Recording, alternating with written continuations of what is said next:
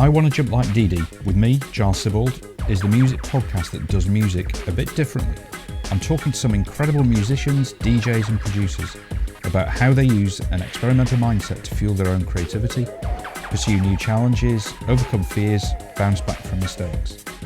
One thing that really excites me these days is seeing musicians that are totally down with bringing in, diverse influences into their projects, collaborations or whatever, and trying out new ways of doing things. It feels to me like this is sort of such an important part, of a growth mindset and almost our lifeblood, being open to new ideas, new ways of doing things, and basically kind of like experimenting stuff.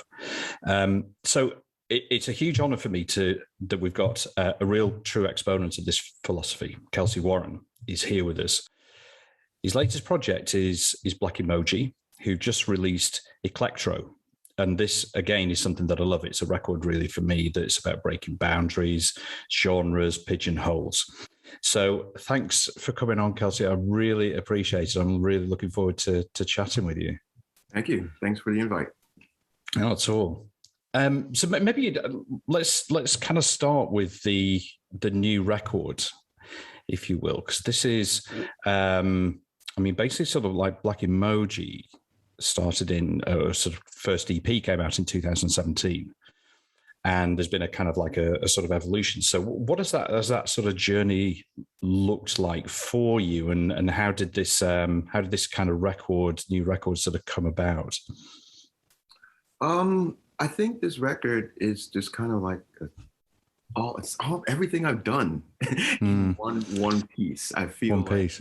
There was something in the beginning, starting in, I love the process of growth through this project. It was kind of like I got to experiment and just make a bunch of pop songs, and then release some singles here and there, some hits and misses, and then quarantine came, and that was cool because I got to put out some music that I was kind of hesitant to put out at first, or to release to the public. I would play things for friends, and it would be, wow, this is really, really cool. And I'm like, this is way too freaking weird. Like, I'm not going to use this for anything.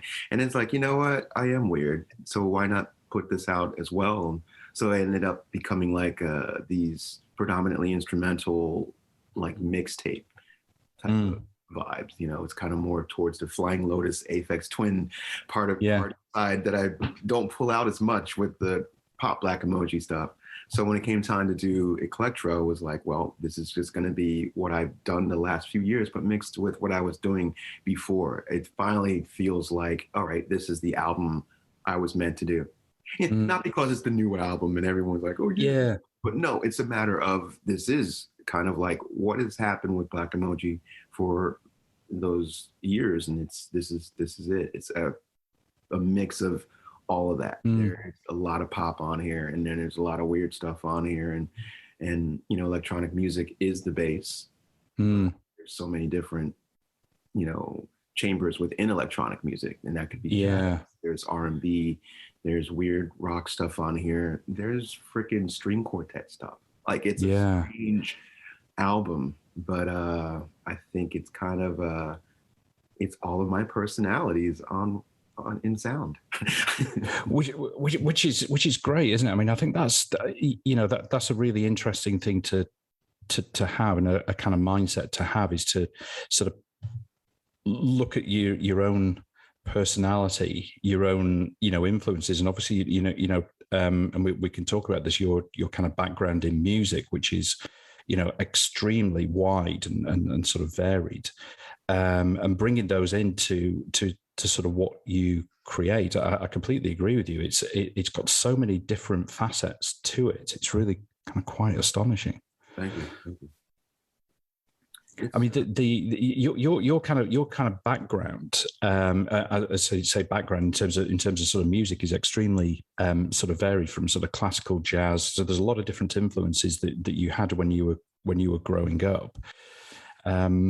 How formative were those sort of influences on you? Well, it's strange because some of it's conscious, some of it's not. It's just it's a part of you. I've been trained vocally, in classical, and I don't consider myself a classical singer. Yeah. But I definitely use what I've learned, with the classical vocal training in what I'm doing with my music now. Yeah. I studied jazz guitar and rock guitar. I played trumpet. I played flute. I played French horn. Half of these instruments I don't even play anymore. Yeah. But the theory and the training and the influence is always going to come out. Whatever I do, I could do a straight punk record, and there's going to be things that I do vocally that I've learned from listening to classical and taking classical lessons or listening to Diamanda Galas or whatever. Sometimes it just comes out. I'll try to do this thing, and it's one way, but there's little elements of what I've learned through different genres and different instruments that just come out in the music. You can have that influence from a French horn while you're singing. It doesn't have to be like a specific instrument. I think Vernon Reid once said something really cool, and I always remembered it. And he said that guitar players should listen to horn players. All guitar players, jazz guitar players, should be listening to John Coltrane. That's a very interesting point, though. It's like if you listen to different styles of music and different instruments or anything that is outside of what your box is or you feel your lane is or your zone is, that's just going to expand your box. It's going to expand your zone and everything you're doing. Have you always thought like that? And the reason that I ask is because like my kind of, when I was a kid, so I was trained, sort of classically trained in cello, and I kind of learnt it from probably about the age of 8 up to sort of 15 or 16, and I was too narrow-minded then. Yeah. My kind of like real love was punk rock. That was my kind of thing. So, sort of sat playing the cello whilst, really just sort of wanting to go and listen to Black Flag or the Ramones. Yeah, I just couldn't square it away. I was just too narrow-minded to kind of think outside the box. Absolutely. I've been both.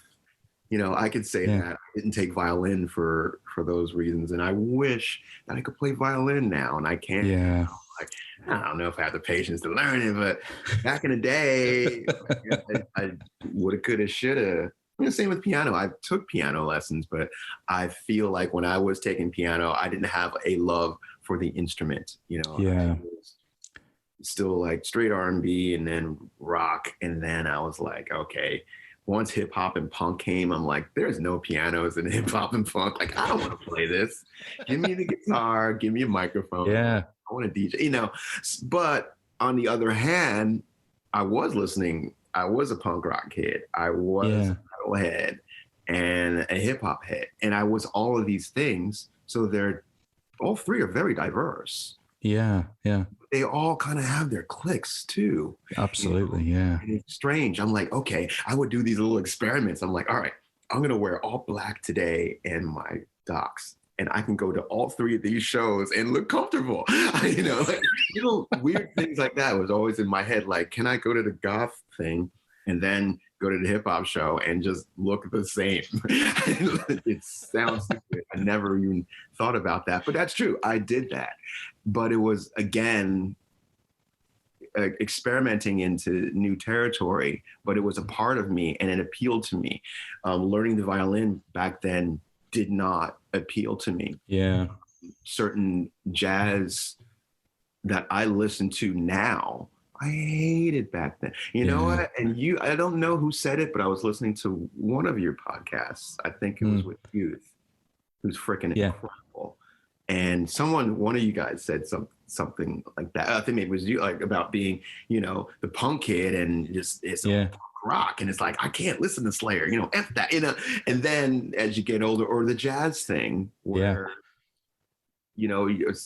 somebody ended up saying, well, now I listen to a lot of jazz music where I didn't back then. And I was the same. I listened to a lot of fusion and cheese jazz, but I couldn't listen to Mingus or classic Ellington. I didn't understand classic jazz at that point in my life.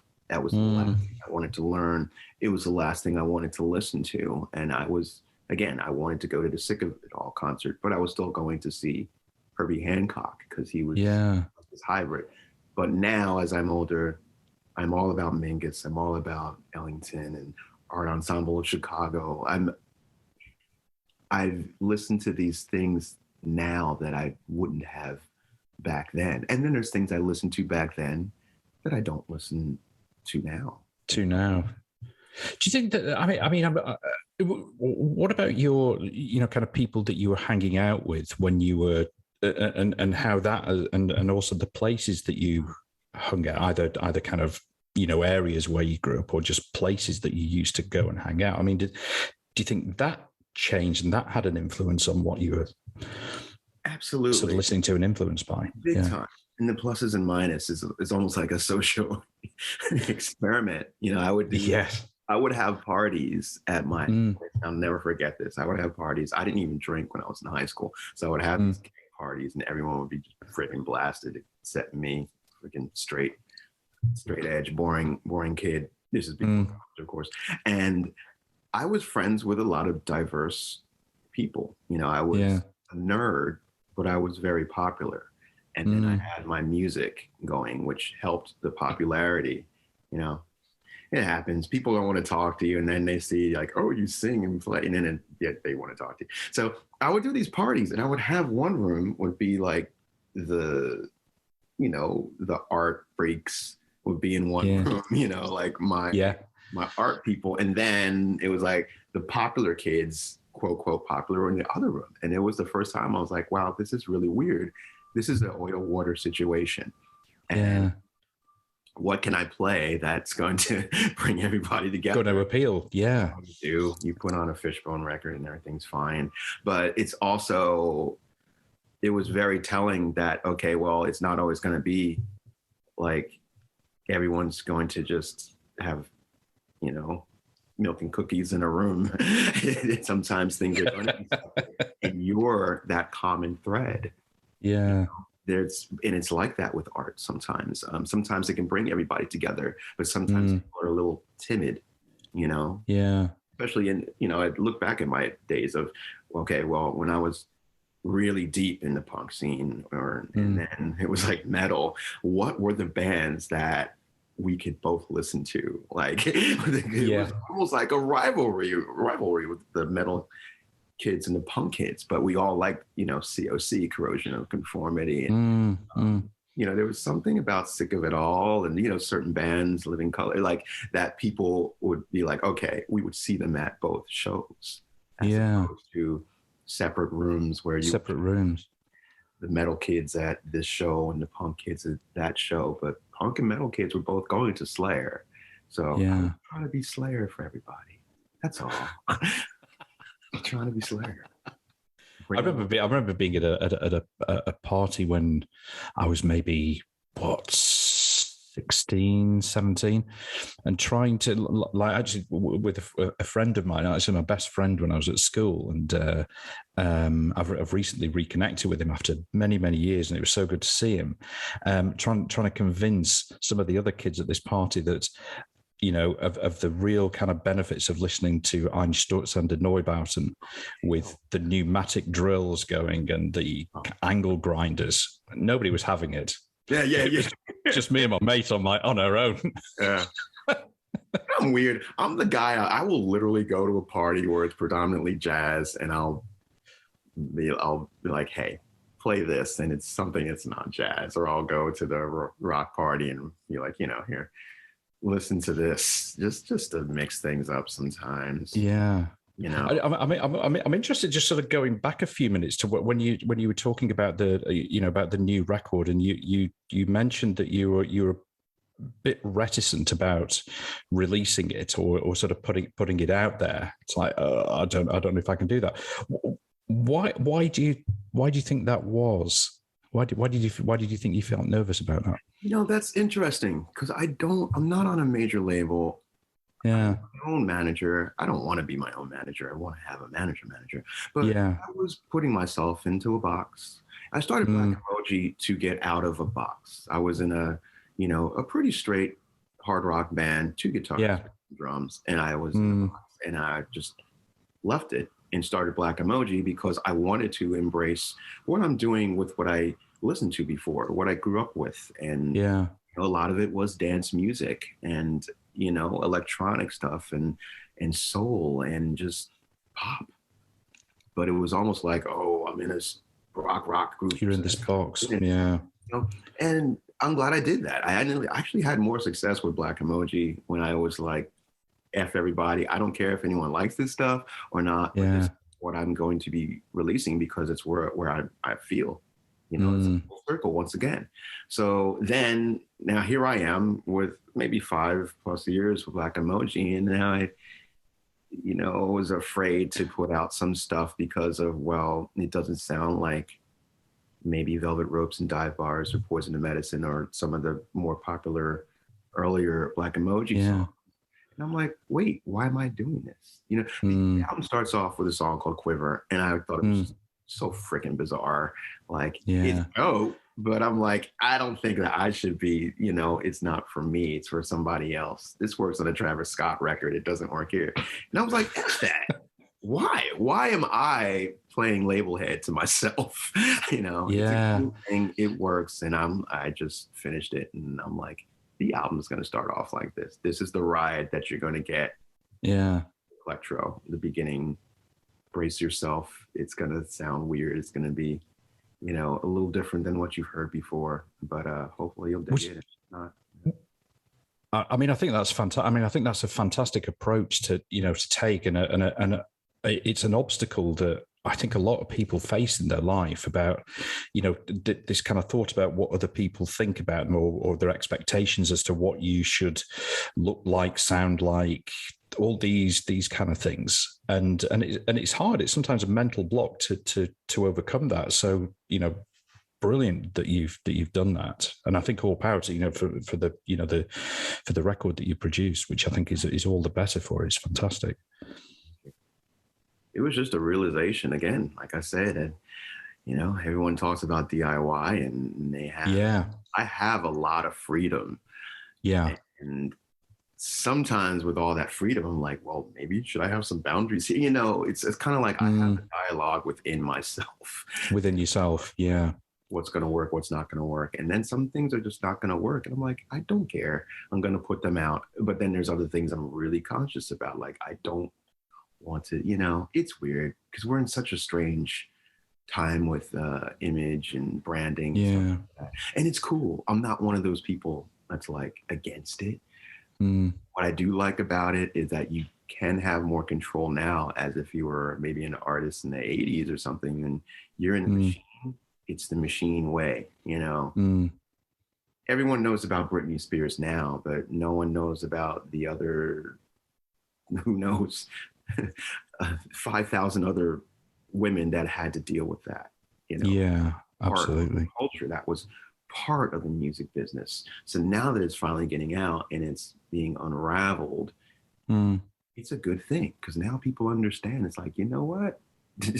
It's not all what everybody thinks it is. It's not all fun and games and looking pretty and all this stuff. And sometimes you can sign a bad deal and it's like you're in a mental jail. You're done, you know? Absolutely, Glad that she got out finally, but it's absolutely what, you know, was accepted back then. And it's not a freaking, you know, I don't want to get too much on my soapbox with the cancel culture thing because no. I don't feel everybody should be canceled. I think that's silly. But when it comes to stuff like that, and people need to be held accountable for things. Absolutely. You know, we're not canceling Britney's dad. Like he needs to go. And that needs to go. So at least now, you know, I can do a podcast here and I can do that. And if I feel that something's too much, I can just step back and say, you know what, I'm not going to do that this week. Mental health week, doing this, peace out. And hopefully you guys will still be along for the ride. But people are now realizing like that's a normal thing. Artists are just people that use the toilet just like everybody else. They're not gods. You know, there's people I look up to. There's people that just shape me as a person just from listening to music, just from listening to Prince, just from listening to David Bowie. But again, I'm my own person, and we're all just people, just human beings. We all have blood, you know. That's one thing that I've learned, you know, through doing these sort of series of episodes is that, and it's obvious, but sometimes you lose sight of it, that everybody that I've spoken to is a human being. They all have the same fears, anxieties, desires, you know, and that what is really interesting is how they overcome some of those fears, some of those anxieties. And it's almost like the overarching desire for creativity and to show that creativity just trumps everything. Oh, absolutely. I know to get up. Yeah, exactly. You know, I wondered, I mean, it's interesting to use the example of Britney, but, you know, in sort of situations where there is that sort of control or that, and kind of getting round to what you were saying about DIY, where some of that creative license is somewhat restricted, you know, either in her situation sort of by a father or by labels or managers or whatever. But how much talent goes unseen and creative talent goes unseen? It's quite frightening to think, isn't it? Yeah, that's because it's almost like talent is the icing on the cake. It really is not the cake. Business is the cake. Music is the icing. It's music. Is the icing. Yeah. That way before we were born, man, you know. Yeah. Levels, depending on the decade and the medium that's going on in music, you know, it's almost like there's more freedom now. Again, I was talking about policing myself, and I'm like, I don't want to, I don't need to, I don't have to. But there are some things that, you know, as the model changes, you know, some of the demons from the past are trying to hold on and, you know, pull you back. You know, they're definitely charging more for merch at buildings. They're trying to take more of a percentage of that because they're like, okay, well, where are artists making most money these days? If they're going to tour, it's from merch, you know, it's not from this or from that. So it's like, how can we get a piece of that? You know, we're not, you know, A&Rs aren't as big anymore. So what can we do to get a piece of these artists of their money? You know, and look, everyone's trying to eat. I get it, but at least now you do have more power as an artist to go to your audience. You know, absolutely you do. It used to be audience, and then artists was separate, and then there's all these people in the middle. In the middle, choose to have that still, or you can choose to be hands-on. There's more choice now, and I do like that. I mean, again, DIY is expensive too. It costs money, and it's not. It costs money. You know, oh, it's do it myself, and it's like, no, you know, do it yourself means do it yourself with a you literally quiet team behind you with maybe a little bit of cash is the DIY way. But I am saying that you do have more choices now. It doesn't have to be anything, and it doesn't have to be, you know, you're going to put out one style. If you want to do that, do it. But you do have more control these days, and I hope to keep it that way. I want to grow and have things in the organization bigger, and stuff. But I also want to make sure I have my sanity at the end of the day. And sort of keep that DIY ethos almost. You know, this right. I need to have this creativity freedom. Right. As long as I can create, I'm good. You know, I have again, going back to what I was saying before, I don't have a problem with being branded or, you know, doing music like this. Sell me. It's fine. I get it. If I was like, if I just really just wanted to just do music, period, I wouldn't release the stuff. You know, any artist that sits here and says, I'm just for the music and has music out is full of it because you want to be accepted. The only artists that are true like that way, that are just about that, are the ones that don't even care about releasing anything. They just make music and they just don't do it. But if you're doing it and you put it out there, you want it to be heard. You want to reach people. You want people to like it. You know, there's no shame. How do you react to you know, your you know, kind of reviews of your of your work when it comes out? I mean, if there's a negative review, does that sort of knock you for six, or does that kind of give you some motivation to kind of come back and prove people wrong? It depends on the review. There's been positive reviews that I disagree about. So I'm like, I love that. I love that. Is an honest review. I can't be mad at that. I can't be mad if someone's going to be nitpicky and, you know, yeah. There's somebody who passed on a song, I think, for one of their playlists in Spotify, and they're like, oh, the vocal isn't that really moving, and this sound and float kind of irks me, but it's a great idea. I was like, shut up, dude. Like, I don't care. You know? But if it's going to be a funny bad review, I love funny bad reviews. Yeah, I love bad reviews sometimes, but I just don't get too tripped up on it. If it's mean-spirited, yeah, it does. You know, it does affect me. Again, I am a human. I'm not perfect. I read some of the reviews. I don't read them all. I'm lucky because most of them are very positive. But, you know, as you get bigger and the sea gets bigger, there's going to be more sharks. You know, I get it. I understand. But I try not to get too tripped up about it because that's not what I'm really doing it for. I mean, I want people to like the music, but you know, the same reason someone loves your music is the same someone else is going to hate it. So you don't want to get too tripped up into it. Yeah, your favorite song might be a song that someone else is like, I freaking hate that song. You know. Yeah. I'm trying to find the people that like what I'm doing and just gravitate towards them, and you know. I think it's a hard thing to do that sometimes. I totally agree with what you said. I mean, sometimes like myself, you know, if I've done it myself where I've done something and I almost invest so much of my self in it that if somebody even like, you know, kind of like makes a suggestion sometimes that you should maybe try that, and it's like, oh yeah, I know. No. I was like, can't. No. I feel you. I'm right. Right. You're pissing on my dream. Shut up, Dad. Seriously, dude. I know. I'm like, oh man. What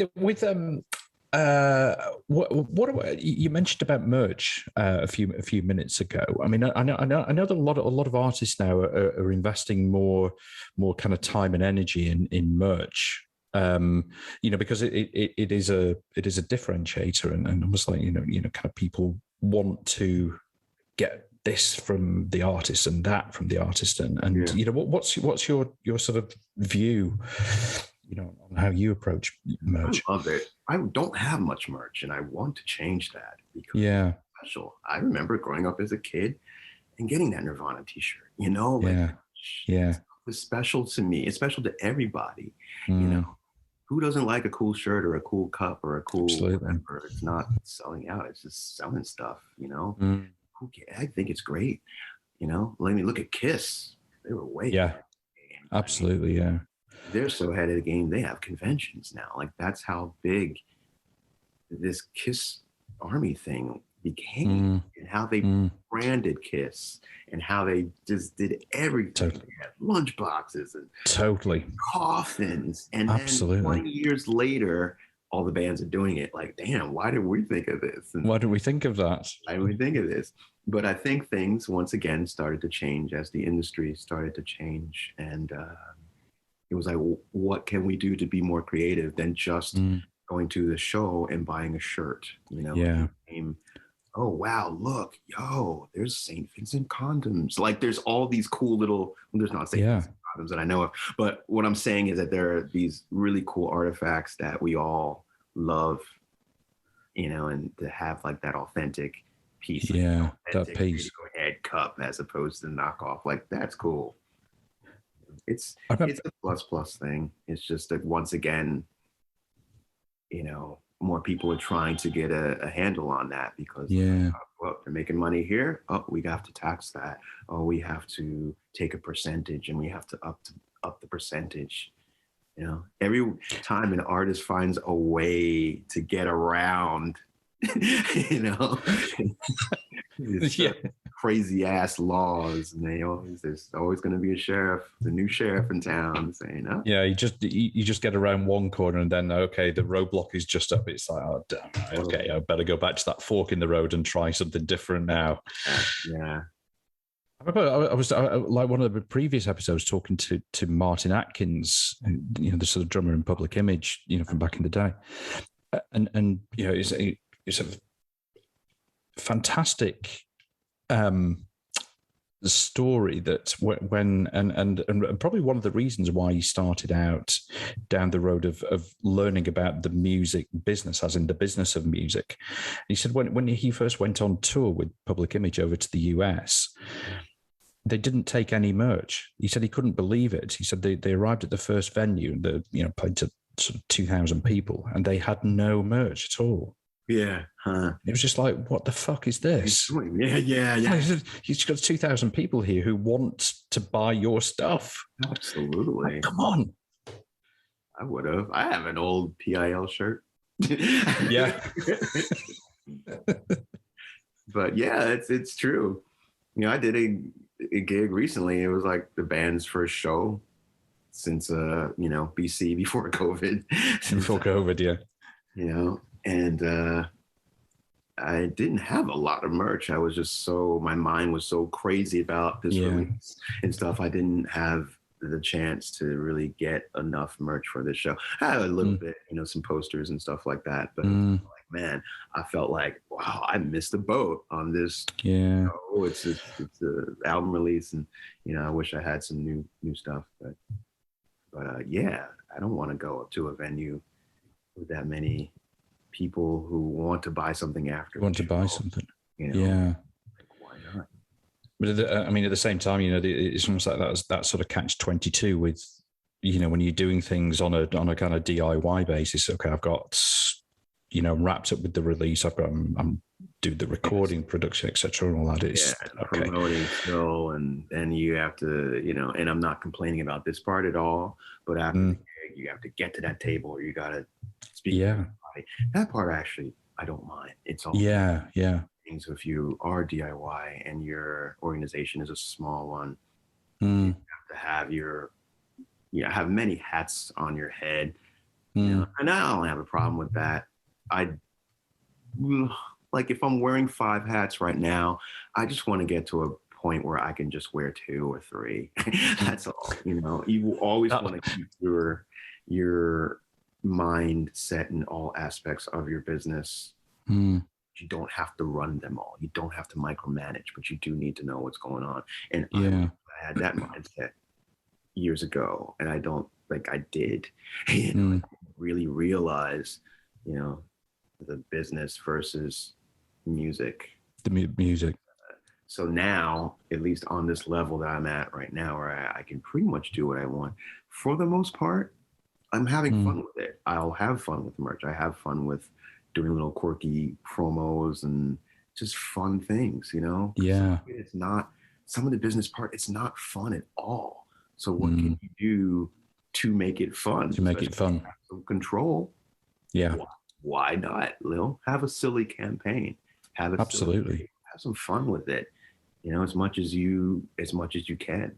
Sometimes you can get bigger and bigger and bigger, and you're not going to be able to do certain things, or walk in a supermarket or whatever. Yeah. Sort of business is not a lot of fun in many ways, is it? It's like straight face. This is business. Yeah, totally. But when you connect with that person that you just meet on a job, and they're on your same mindset, and they laugh, and you're like, oh, that's my dude right there. Yeah. Together, we're going to come out with some incredible work, just because there's this mindset of, all right, it's business. No one wants to be here. What can we do to make it fun for us all to be here and just piss laughing, but get work done. Get work done. Yeah. Talking about that, about sort of being, getting on the same wavelength. You collaborate with a lot of people, either your bandmates in Blak Emoji, or say Jason with Password Doomsday, and I think Lisa Pung is another sort of collaborator. Those kind of collaborations and doing those diversified projects, what do you get from doing that, from those sort of complete satisfaction? you Yeah. know, if you're going through your iPod and you just put it on shuffle, Yeah. like, that's my music life. That's what I want. Yeah. I want my music life to be a music shuffle. I will sit here and work on a Blak Emoji song for like Incredible 3 hours, and I'm like, oh, I gotta hear something else. So then I'll work on a Lisa Pong song. Yeah. And they're coming out of this thing where, it's mainly Sandy Trash. I've been a big fan of Sandy Trash for years. Yeah. And I just love what they do sonically. It's like this really weird industrial but cinematic post-punk, not goth, whatever type of sound. But they just have this amazing sound, and they're great people. So I love working with them. I like that it doesn't sound like Blak Emoji. I don't want to work in too many projects that sound, the same, or else it's the same. Yeah. What's the point of doing it? And the same thing with Jason. It's like the energy with Jason and Password Doomsday. Jason and I have been friends for years, and we've talked about making music together, and we've collaborated on like some mercenary things, like pitching to Netflix and other type of music opportunities, but we never made that album or that EP. Yeah. We talked about, and then quarantine came. Was like, oh, what you doing? Nothing. What you doing? So you want to make some music? Okay, I like baseball. So it was cool because at least the pandemic gave me some time to collaborate with people that I've wanted to for many years. And especially Jason, because Jason is a painter, he's a set designer, he's a musician, he's a writer. The common thread with Jason is that when he does it, it's volume. If it goes up to 10, it's 12. Like, he's so on with his projects, and he's so passionate, and he's work. But it's fun. And I feel like we kind of have like this language together. So working together is like it's like a dream. I like to work with a lot of people where I just have there's that energy and vibe that you really put into words, but it just feels right. Yeah. For a better work situation for me. It doesn't always work that way. Sometimes tension can build great art. And that absolutely. And I'm all about it. At this point in my life, I'm not about that. I'm not about it at all. If I get into a situation where that might come up, or if I get invited by a producer who I love and it just doesn't go right, but I get a good album out of it, it's like, what? I'm all for it. You're all for it. But right now, I'm just trying to do it with just people where just like, How do you? I mean, with working with different people, obviously you get a lot of different personalities and different ways of working, things that work and don't work. How how easy do you find it to adapt your sort of approach, or do you find that you have to adapt your approach when you're working with these different sort of personalities? I don't know. I don't think about it too much. It just goes and happens.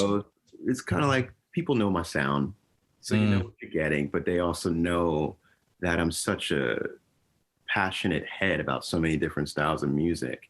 And sometimes I've run into situations as a producer and not knowing everybody, and work with someone, and they're like, "Oh, wait, that's the pop guy? Like, I don't know about him producing his metal project." And then it's like, "Whoa, whoa, hold on, gotcha." Because I'm just passionate about the music. I'm honest about it. I'm not going to fake the funk on anything. So as far as like, I don't know, it's not really that much of an issue. There's been situations where it doesn't always work, but it's not like a situation where it's just like, oh, total butt heads, at least not recently. And it's kind of like sometimes when you're working with somebody, like, you go 2 steps towards them and they go 2 steps towards you. And then that's how you come up with this project. And it's just like, I love what's happening right now. Blessed to be a part of some really good, music things that's come out in the past couple of years that I'm fans of. Yeah. And that's great. It's kind of like, oh, what can we do that's not being played? Or what's that song do you want to hear in your phone that's not created yet? Yeah. Create with a lot of people that have that type of mindset, and it's cool. It's really fun. I mean, I wonder with that actually, with the sort of technology and the, you know, kind of ability to create so much good stuff at home, that it's opening people's minds to different influences, different sounds, and sort of putting them together. Because I sense that over the past, I don't know how long, I couldn't really say, that there seems to be much more music that you cannot, which I think is a good thing, that you cannot put into a genre. I think genres are lazy. I think it's a you know something for to help the industry. Right. That's part of to kind of sell stuff. So I'm a big fan that that there's sort of, it's becoming more difficult to place into those kind of boxes, and I feel that there's more people that are crossing over boundaries in the music that they're producing. It's easier now. I think, back years ago, maybe even like 20 years ago, just being that kid and you're into those bands that are a little more diverse. Yeah. Sometimes going back again to the cliques, that it wasn't as cool to be a punk kid listening to this, or saying that, I am a metalhead, but I like Timbaland, Yeah. Now it's not that odd anymore. Kids are way more diverse now, I feel, in the mainstream than before. There was always fans of music and film and art who are very diverse. There are people that like, Scorsese, and people that like Tarantino, or people that like Lee, and people that like, it's the playing field it's more broad now. Yeah. It's not so odd to listen to Slayer and Prince. Back in the day, I think it was odd, but now it's like, oh, you just like cool music. And that's what it's become with everybody. With, I would say, the cool thing with the playlists and sharing of stuff on Spotify, that's the one thing I thought was great, is that you can get people into other music and then slowly really into other genres. There's things in hip hop that sound like avant-garde music now more than anything else. There's absolutely pop radio that's very cutting edge. Production wise, that would have never worked, back in the day. I feel like in the 2000s, there's something around the time of when like Neptunes and Timbaland were doing, music and R&B and pop. Something sonically changed in the best way. I would say Neptunes, because especially for me, coming up as, growing up in a white suburb, and I'm like I'm the brother that embraces Stevie Wonder and Depeche Mode, and here comes the Neptunes, and it's everywhere. Like, that was their thing. Like, we like Steely Dan and we like Jay-Z, and we're going to put it all in our music in different genres, and we're going to change the way pop music is made. Timbaland went another way and threw sounds into songs like no one has done since like Lee Scratch Perry. I really think that highly of what he did. Music. And he just made it open, He made it open for someone like Flying Lotus to be noticed in bigger genres and bigger sea, because the music started to change. It started to become, less about, this is avant-garde, this is pop, this is rap, as opposed to, this is a damn good song. I'm not sure what genre it is, but it's move, and I like it. It's interesting. I think, I remember when I was at school, you had that sort of thing where you used to take your bag to school. You used to write on your bag the name of your favorite bands and things like that. And I remember thinking I was going to get my arse kicked, because my bag had something like Black Flag on it, and then I had something like The Teardrop Explodes, and that was like sort of never the twain shall meet. Like, Yeah. and I remember there was this sort of big kid, you know, he was a big hard kid, and he was looking at my bag, and I was just like, oh no, I'm going to get thrashed for this. But that thing, you know, of kind of bands, you know, real groundbreaking bands like, you know, kind of Public Enemy, Run DMC, when there was this sort of crossover started, and then you go to, you know, kind of Prodigy with that kind of electronic sort of dance, but the punk, Atari Teenage Riot, man, all those groups. There's something stuff about that time I loved so much. There's something that changed also in the 90s where it was like, when Public Enemy came out, I was like, well, this is great. This is hip hop punk rock to me.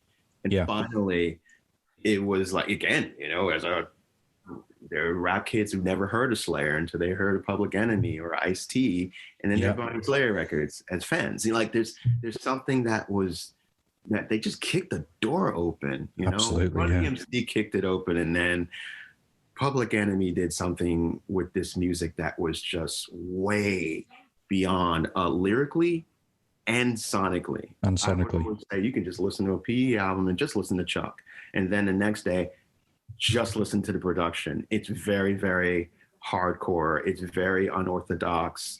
It's like minimalism to the 10th power, you know? Absolutely. Like Absolutely. Sonically, and same with that whole, there was something about the 90s, you know, about 90s R&B, you know, was definitely really in your face. All those dance bands that you talked about, that was kind of like they were dance, but it was like, we're doing stuff with keyboards and samples that are going to scare you. They're going to be more hardcore than that crappy guitar band over there that you think is rock. Wait till you hear Atari Teenage Riot. Like, that floored me. I'm like, this dude is doing all this from samples? This sounds like Bad Brains. Not absolutely. You know, absolutely. But that was healthy, because then you have hardcore kids who start getting into electronic music from listening to Prodigy and Atari Teenage Riot, and people that are into, maybe not into hip hop, but they were listening to some stuff like, I don't know, maybe DJ Shadow. Like there was this really cool music coming out that may have been based in a genre, but it was not one thing. Not one thing. You know, I just don't think I grew up that way. You know, even if I go back to some of my older influences, like Zeppelin, you know, people say Zeppelin's a rock band, but Zeppelin's, half of their stuff is acoustic. You know, absolutely. You're right. It's R&B, Sly and the Family Stone, Parliament. You know, you can go through all these groups, and, or at least for me, that I listened to growing up, and I feel like they weren't really one thing. You know, you could say Earth, Wind & Fire, and their Isley Brothers, and their Isley Brothers may have like more funk and rock, and Earth, Wind & Fire may have more jazz and rock, but couldn't really put them in a box. People would try to put them in a box. They try to put Trent Reznor in a box. They try to put Prince in a box. You can't. You can't. Too. They're too kind of wide and too big for that. The not in terms of like the fan base, but just the band, just the concept and the ideas they have are too big to be put into. You can listen to every Bowie album that came out in the 70s, and you're going to listen to like 6 different albums, but they all have a sound. They sound like Bowie. But Low doesn't sound like Young Americans at all. There's people that are going to be on the ride for both of those albums, which is someone like me. And then there's people that are going to be like, well, Low is too weird for me. And I understand that. But once again, I'm that fan that embraces the pop Bowie and the avant-garde Bowie. And I think that's what is stuck with me musically. I just like a lot of different things with passion. There's things that I like, and I don't feel that I could really mess with because it would be inauthentic. Anything I do, it's coming from the heart as a fan. I'm more of a music fan than a musician, and I am a musician. I'm a producer. I love making music, but there's nothing that's going to come to that joy of to a mixtape or just being out and be like, what song is that? You know, and I still get a high from listening to new music. You know, I was going to ask you about that, about you know, your you know, kind of keeping your kind of mindset, your creative mindset, sort of fresh and always, you know, kind of ready for new ideas. And obviously, you said, you know, you listen to a lot of new music. Absolutely, you still love it. I'm not the older guy that's like, well, back in my day, and I don't listen to anything after I hate that, you know. I'm not like old, I'm not young, so I'm like in this weird in between thing. But I really love listening to new stuff. And there's some people, you know, older people that aren't into some of new shit. And I'm sorry, I cursed. I didn't know if I can or not. But and I'll say, hey, I know you like this. Yeah. Okay, get it. We know, we love, you get it. I know you love the freaking Beatles. Okay, fine. Yeah. Have you ever heard Skylarking that came out 30 years ago from XTC? Yeah. Listen to the, you know, I'm that guy that I'll say, all right, you like this, then listen to Jellyfish, listen to XTC, listen to something else who are influenced by this band, but got it right. It didn't just stop at the Beatles. There's so much more incredible music. And I'll know that person and be like, okay, you don't like new stuff, but you know what? You're a bass player. And if you don't like this Dua Lipa song, you don't know good bass. Absolutely. There's stuff on her album that is funky as hell. I'm like, who is playing this? You know, and there's a lot of great new stuff out. You know, it could be anything from now or 10 years ago. It could be Anderson .Paak. It can be Arca. You know, like, you know, there's so much great stuff. It just doesn't stop. One day I'll get to a point and I'll say, you know what? I have more music in me. I don't need to listen to new stuff, but I don't want to be that person that just pisses on something because I don't understand. There's things that now that I can't stand, and I'm not gonna lie. And there's things that I embrace because there's a lot of good stuff. There's so much good things, whether it's a new album that was released yesterday or something that you never heard that came out in the 60s. You know, it's new to you. It might be old, but you might have missed it. There are people that haven't even heard freaking My Bloody Valentine. That's new. Yeah. And to play it for someone and to see their face, it's like, wait for it. You know, it's, I love that. You know, I love that. And I'm always going to be inspired from new sounds and just things that I haven't heard, whether it just came out or just I missed it.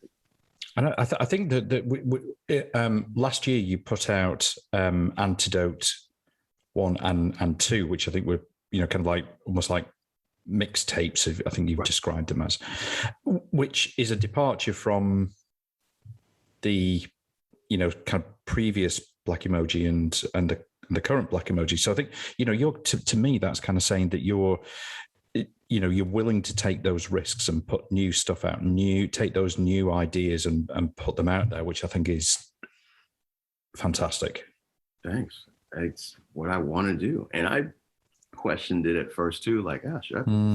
And, you know, speaking to Jason Caddick was kind of a guy that was like saying, you know, you really should release this film stuff that you talk about. And I was like, no. But then it was like, it just felt like that was the time to do it. You know, it was pandemic time. And all I wanted to do was just make music. I figured like that's going to be my sanity. You know, I'm good. You know, everything else was fine. There's plenty of food here and have my head. And I have all these toys and I can still create music, even though I lost a lot of jobs. I wanted to put something out, and this is the vibe. That was the vibe I was in, and I was also at a point where it's like I didn't want to sing. Like I don't really know what to freaking say now. Like like everybody else, I'm not used to this. The few vocal tracks on the Antidote stuff is just me. You know, my commentary. You know, is one song. I'm just talking because I just felt like talking. You felt like talking, and you know. Do crazy things with the voice and then maybe a remix here or there, but it's mainly it was kind of like I was trying to do something like Flying Lotus and Boards of Canada. Like just when I'm in that certain mood, I'm just like, my head is about to explode. I will put them on. And that's what I listen to. So it was coming from a different place where, again, I love this type of stuff. This is the time to put this out, you know, just anything. And I wanted to do it, you know? Yeah. Do it. It almost, I wonder, you know, with what everybody has been through, you know, over the last sort of 18 months, that it helps in some way, because there's been, you know, with a lot of the you know, kind of musical outputs, certainly stuff that I've come across. I've not come across everything, obviously, but it seems that there's much more personal feeling sort of coming into it, which I think helps from a relatability point of view, sort of helps, because people see that this is kind of from the heart. This is what Kel was feeling at the time when he wrote this and putting it out. So, which I think is perhaps a good sign for the future. Absolutely. You know, it's weird because it's a snapshot in time, but I think it's an eternal snapshot. You know? Yes, that's a really good way of putting it. Something kind of like, there are people putting stuff out like, I mean, hey, we can talk about an album like, okay, look at an album like What's Going On, Marvin Gaye. Yeah. I don't even know, what, 60s, early 70s. Yeah, and yeah. So much stuff that he was saying about war. Yeah, he was talking about the Vietnam War, but you put that on today, and I'm like, well, it kind of still fits today. All the fits today. Saying, true. You know, and the racial tension with the police, all that stuff on that album. It was there, and I hate that it's so relevant, but it's still relevant. And there are things that have come out recently, and that are going to continue to come out. I think it is very relevant. And it's, you know, we're all figuring these things out, but that's the thing about art. You know, you see something, you respond, you react. It should be that way. And I feel like it is getting back more to the heart. And people that were afraid to say things politically, they're starting to say things. I felt like that was missing after a while. We're getting a little too complacent with things. Yeah. Don't get me wrong. Life is really good. If it's good for you, then you should celebrate it. And I'm all about that, please.